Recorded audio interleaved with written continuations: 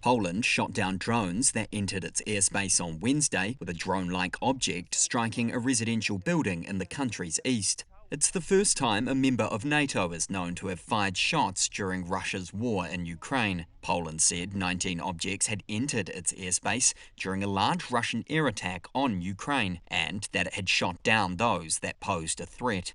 Prime Minister Donald Tusk said he had activated Article 4 of NATO's treaty, under which alliance members can demand consultations with their allies. We are most likely dealing with a large-scale provocation, but at the same time, we are in consultation with our allies. I am in constant contact with the NATO Secretary General. This is so that we can respond to this type of threat as effectively as we did tonight.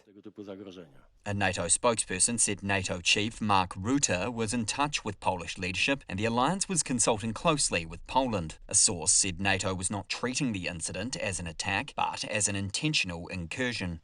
Russia's RIA state news agency quoted a Russian diplomat calling the accusations groundless, with no evidence the drones were of Russian origin. Ukrainian President Volodymyr Zelensky said Russia used over 400 drones and 40 missiles in attacks on Ukraine overnight, with at least 8 Iranian-made drones aimed towards Poland. He said it sets an extremely dangerous precedent for Europe and a strong response from all partners is needed. Poland's armed forces urged residents to stay at home, with 3 eastern regions at particular risk. Countries bordering on Ukraine have reported occasional Russian missiles or drones entering their airspace in the past during the war, but not on such a large scale.